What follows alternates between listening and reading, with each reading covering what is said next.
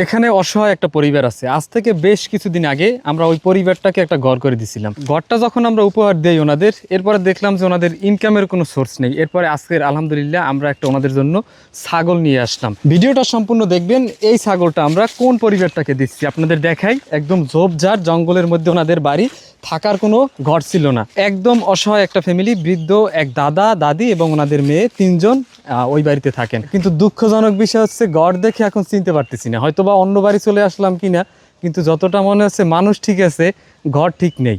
আসসালামু আলাইকুম। মানুষ ঠিক আছে কিন্তু ঘর ঠিক নেই।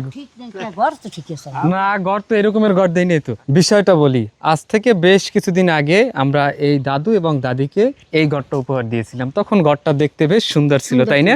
কিন্তু এরপরে জায়গা সংকটের কারণে আপনারা আবার নতুন করে একটা বারান্দা দিয়েছেন।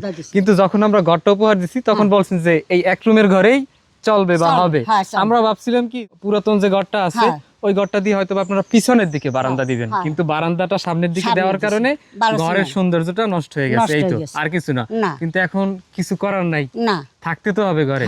ঘরের কষ্ট গেছে? হ্যাঁ, ঘরের কষ্ট গেছে। ঘরের কষ্ট নাই তো? না, শান্তিতে আছি। বৃষ্টি নামলে ঘরে উঠি, একটা সুন্দর থাই। বলছিলাম না যে একটা কর্মসংস্থানের ব্যবস্থা করে দিব। যেহেতু ওনার মেয়ে ইয়ং আছেন, একটা ছাগল লালন পালন করতে পারবে, সুযোগ আছে একটা। এর জন্য ভাবলাম যে এই দাদু এবং দাদির জন্য, ওনাদের পরিবারের জন্য আমরা একটা যদি ছাগলের ব্যবস্থা করে দিতে পারি, এই ছাগলটা পেলে হয়তো বা ওনারা স্বাবলম্বী হতে পারবেন। আশা রাখি এই ছাগলটা লালন পালন করার পরে এই ছাগলটা থেকে ওনারা স্বাবলম্বী হবেন। আসসালামু আলাইকুম, ভালো আছেন? এই যে ছাগল নিয়ে আসছি তো, হ্যাঁ, কথা দিয়ে কথা রাখছি, কিন্তু এখন আমার কথাও রাখতে হবে।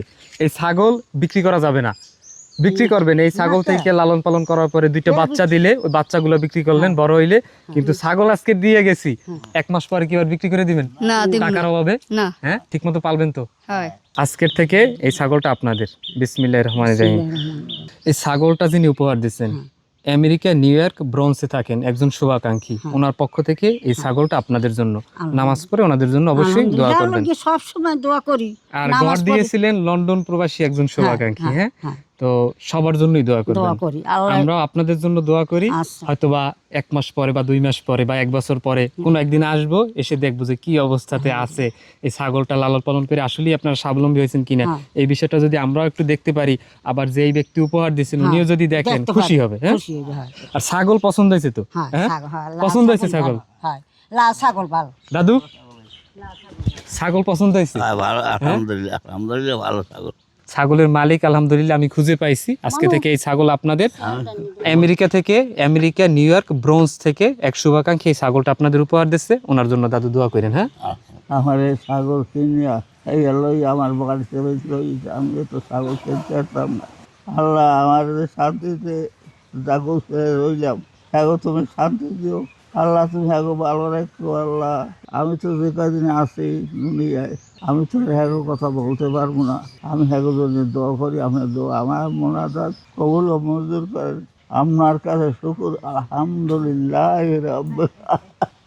রোজা রয়েছি, আমি খাইছি না, এখন বসে আছি। আমি 6 রোজা রয়েছি, 30 রোজা রয়েছি, 6 রোজা রয়েছি।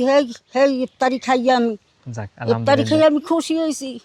আল্লাহ আল্লাহ ডেকে আল্লাহ এই যারা দেশ, হ্যাঁ তুমি একাল সব ফ্যামিলি লইয়ে যাবো, আর সবার সাথে থাই আল্লাহ, বাচ্চা কাচ্চা লই তুমি ভালো রাখো। লন্ডন প্রবাসী একজন শুভাকাঙ্ক্ষীর পক্ষ থেকে আপনাদের ঘর প্লাস আরো অনেক কিন্তু বিছান বেডিং সাথে আসবাবপত্র ছিল কিছু, আর হচ্ছে ইফতার বাজার আমেরিকা প্রবাসী এক ভাইয়াপুর পক্ষ থেকে ছিল, আর ছাগলটা আরো একজন আমেরিকা প্রবাসী একজন শুভাকাঙ্ক্ষী আছেন আমেরিকা নিউ ইয়র্ক ব্রোঞ্জে থাকেন, ওনার পক্ষ থেকে এই ছাগলটা। তো আমরা দোয়া করি, এখন তো আশা করি সেই কষ্টের দিনগুলো ভুলে যাওয়ার কথা। হ্যাঁ, এখন একটু কষ্ট আছে, সেই কষ্টটা আমি দেখাই, সেই কষ্টটা আমি একটু দেখাই। আমাদের সেই নতুন ঘরটা আমরা একটু ভিতর থেকে দেখাই। এটা ছিল আমাদের সেই নতুন ঘর। নতুন ঘরের সামনের দিকটা ছিল এইটা, নতুন ঘরের সামনের দিকে এটা ছিল একদম পরিপাটি সুন্দর একটা ঘর ছিল তখন। কিন্তু নতুন ভাবে যেই সামনে রুমটা করা হয়েছে এটাই যে পলি ব্যাগ দিয়ে করা হয়েছে, এর জন্য এই জায়গায় ওনারা থাকতে পারতেছেন না। কৃতজ্ঞতা জ্ঞাপন করছি সেই লন্ডন প্রবাসী শুভাকাঙ্ক্ষী এবং যারা এই দাদা এবং দাদিকে হেল্প করছেন সবার প্রতি। আশা করি এখন থেকে ওনাদের আর কষ্ট থাকবে না। মাশাআল্লাহ, ছাগলের তো সেবা যত্ন শুরু হয়ে গেছে না? হয় তো সেবা যত্ন কি আর ফিরে আইলে দেখতে পারবেন যে আল্লাহ নাম লইয়া খাওয়ানোর কোনো ত্রুটি নেই। হয়, আর খুশি তো? হ্যাঁ আলহামদুলিল্লাহ খুশি হয়েছি। আর যারা দেশে সেগুলো কেউ দোহর নামাজ পড়ি যেন শান্তি দেয় আল্লাহ। ছাগলের সেবা যত্ন চলতেছে, আলহামদুলিল্লাহ আমরাও একটা সঠিক জায়গায় এই ছাগলটা দিতে পারলাম। আজ থেকে বেশ কিছুদিন আগে এই জায়গায় একটা ভাঙাচোরা ঘর ছিল, আলহামদুলিল্লাহ এরপরে আমরা এই দাদা এবং দাদির জন্য একটা ঘরের ব্যবস্থা করতে পারছি। এরপরে ওনাদের কোনো ইনকাম সোর্স ছিল না, আলহামদুলিল্লাহ আজকের আমরা আবার ওনাদের জন্য একটা ছাগলেরও ব্যবস্থা করতে পারলাম।